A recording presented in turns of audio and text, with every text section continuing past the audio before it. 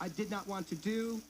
This man's music and songwriting has influenced me from my early teens to even a deciding factor of me working at K-Rock. All I can say is his music will live on forever. And thank you for tuning in. Here, 97.5 K-Rock. Hey, it's Mike Campbell. All this week, it's myself and Lack.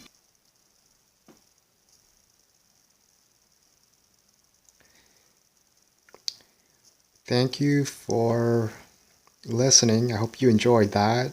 That, of course, was a tribute to Chris Cornell of Soundgarden, who just recently passed away a few days ago. It seems like it was a suicide. From what I've read, it seems like the suicide was a hanging. And yeah, so that was just a bunch of covers, of Chris Cornell songs, and these covers were done by local artists here in my area. Yeah, so I'm just going to finish this all off by I still have, believe it or not, a Soundgarden t-shirt. I'm just going to pull it out here. Let's see if I still have it. Yeah.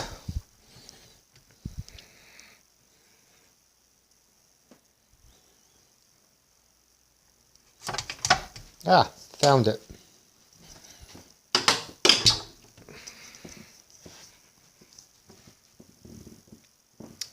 So,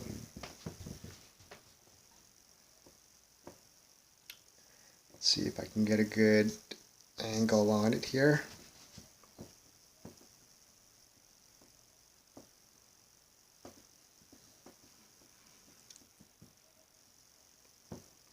I'll try to fix the lighting a little bit. Do a little better.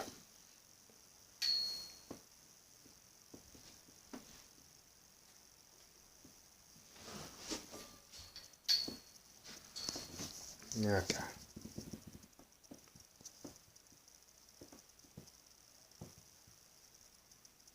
Yeah, it's still a little dark. Let's see. This might help.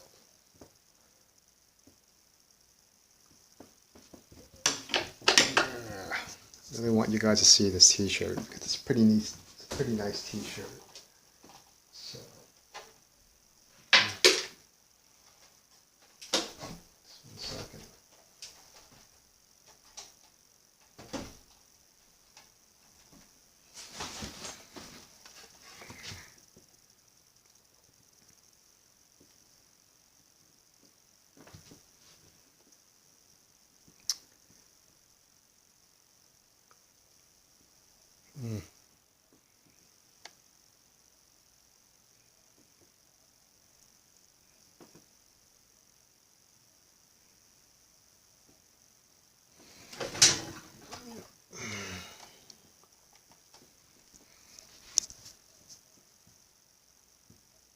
Anyways, this t-shirt here, and this is a Soundgarden t-shirt, and it's funny because this t-shirt,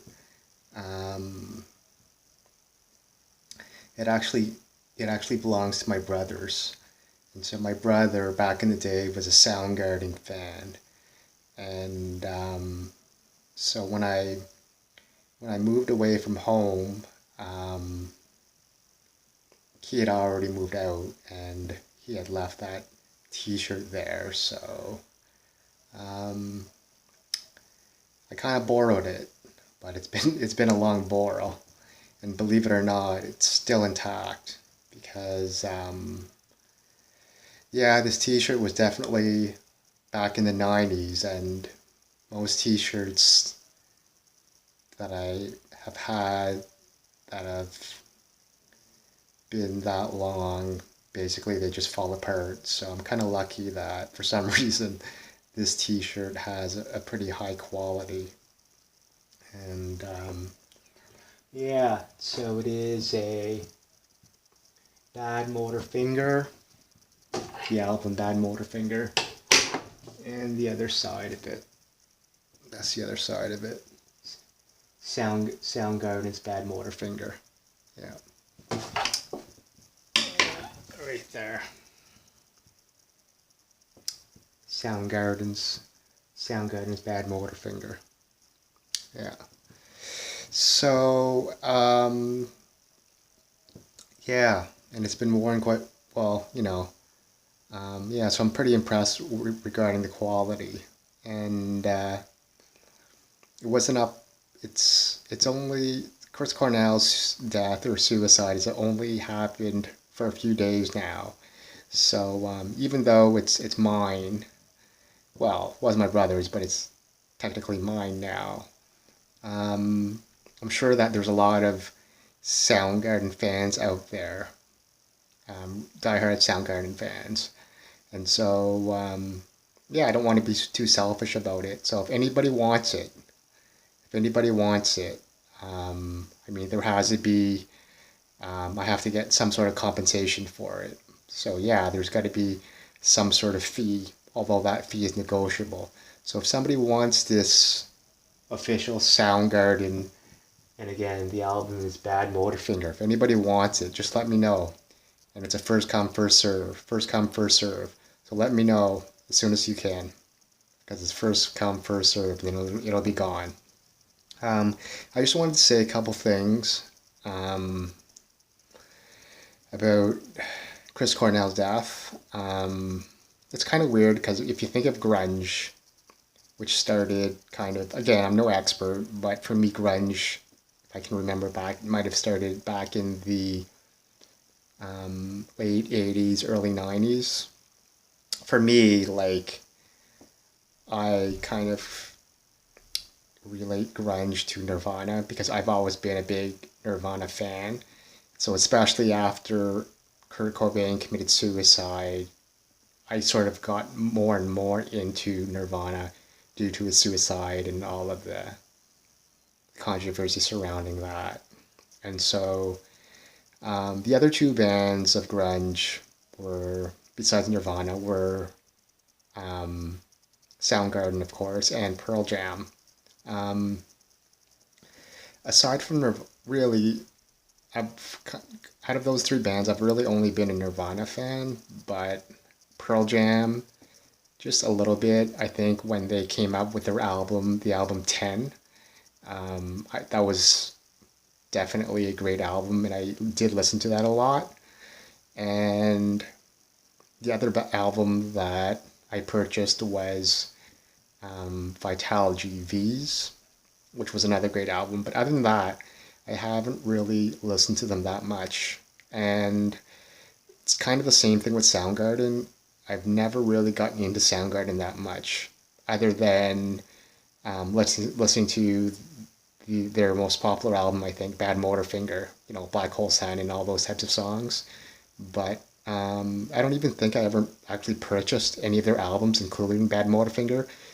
I've listened to Bad Motor Finger's songs basically just through friends and listening on the radio, their music videos and so forth. I think that it's kind of sad because out of those three bands, when Kurt Cobain committed suicide, that pretty much put an end to Nirvana, because there's no way that Nirvana could ever be revived without Kurt Cobain, the lead singer. And now, kind of with Chris Cornell's suicide death, there's no way that Soundgarden could ever